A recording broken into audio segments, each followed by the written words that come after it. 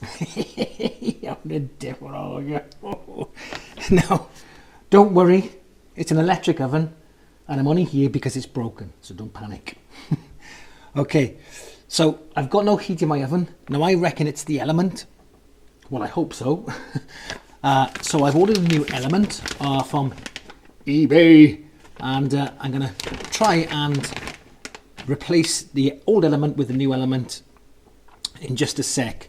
I mean, all I did was really go on the back, look at the make and model of the cooker, typed in the element for it, and it came up. So hopefully this one will fit. But the first thing you have to do is turn off the power. And there you go. Now, remember, I'm just a bloke who does stuff, okay? I'm not a qualified electrician. So everything I do is just off my own back. You know, really speaking, you should get it checked by an electrician after you've finished. But it's a pretty straightforward job, I'd imagine. I've seen it done on YouTube. So if YouTube says it's right, it's got to be right, isn't it? Surely, you know? Anyway, so the first thing I've got to do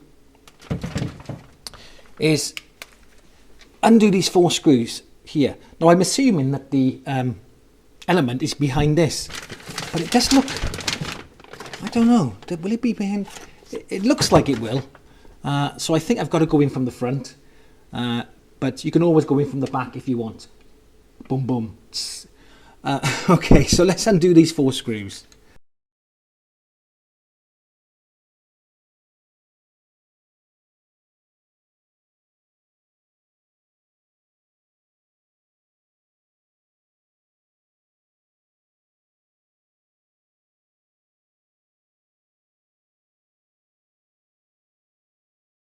Oh, wow. Okay, you can see the element's completely blown there. It's probably got a bit of crap on it and it's completely snapped there. Let me just get the camera in for a closer look. Now, I can already see a bit of an issue. If you look here, just there, you can see that this is screwed in from the flipping back. Duh. So I'm going to have to pull the oven out now and undo that from the back, and it looks like the wires at the back too. Now some ovens and cookers, they have the wires you can just pull through and unscrew it from the front. Why this hasn't done it like that, I don't know. So I'm going to have to take the blinking back off. Okay, before I take the back off, I just inspected it again, and I noticed there's a holding screw on the other side just there, look. So I'm going to have to remove that before I undo these here from the back. So I'm just going to remove this little screw here.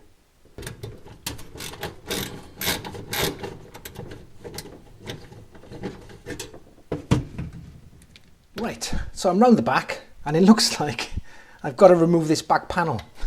Oh, for God's sake, don't make it easy on this cooker. So it's 1, 2, 3, 4, 5, 6, 7, 8, 9, 10 screws I've got to remove to get this back off. And then it doesn't look easy to get off anyway. So anyway, here we go.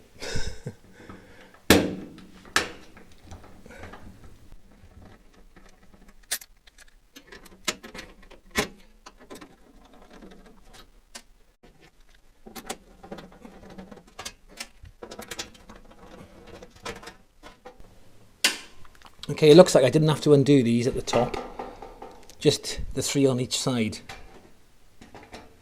Let's do them back up.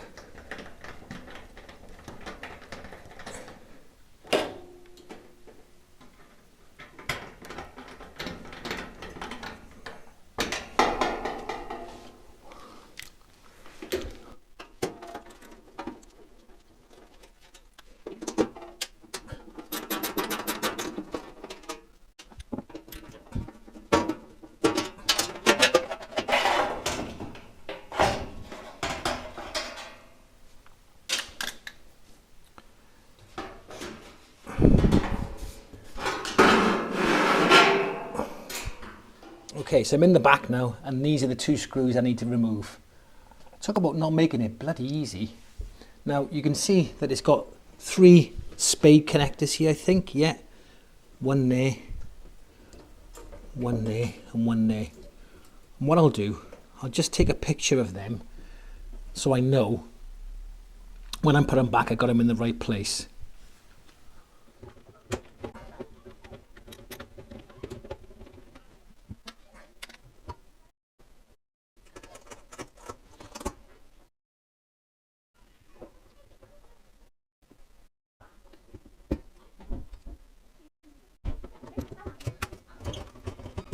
Okay, so now I can just pull it, now I've undone them screws and just pull it through there. And you can see, looks pretty, it's had it, isn't it? Especially on that part there. Holy moly.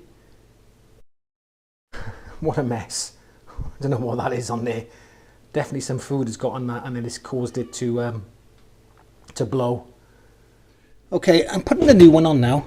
So I'm going to secure this screw here so that it holds it in place so I can screw this from the back then. It's not going to be very easy, but I just make sure I line up the holes and then tighten this other screw up here, and that hopefully that'll hold it in place then.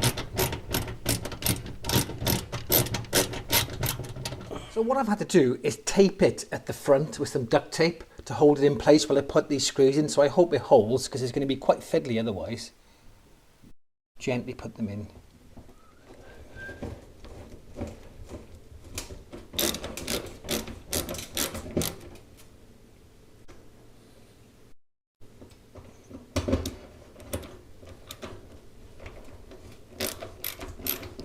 What I've done, I've made sure that's over there and this is over here, so I know this is on the left and this is on the right, and obviously then this other one that goes into the middle one here.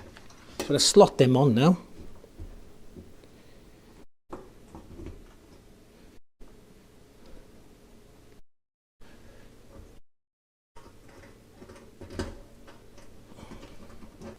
Now what I've got to do now is put the back on.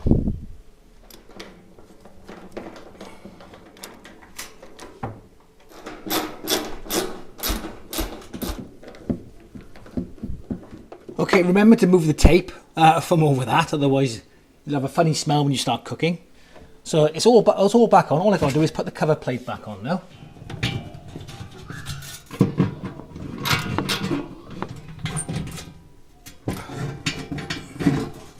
Okay, all I've got to do now is turn the power back on and see if it works. Well, that's a good thing.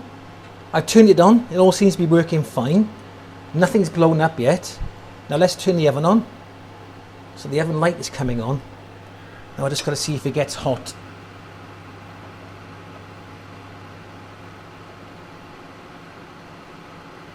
Now what you find with the new element, you get a bit of a whiff off it. So you may want to just heat up the oven first, let it air out, and then before you cut the egg, it's got a funky smell coming off that now. This is why you need smell-o-vision, so you could smell it. And that may taint the food if you put it in. So I'd recommend just heat it up. It's getting boiling now. Yes! Check that out. Result. I'm hot just like an oven. Woohoo! Lovely and warm. Oh, just hit my mic, sorry. Anyway, so that's all done, all fixed. It wasn't as easy as other YouTube users did with their easy ovens. They picked easy ovens to work and we just take the front off, put the thing in. That wasn't so easy. So there you go. That's a bit of a harder one for you. Anyway, thanks for watching. I hope it helps if your oven breaks down. I'll see you in the next video, and also, don't forget, subscribe, like the video. If you don't want to subscribe, don't subscribe. I don't care. See you in the next one.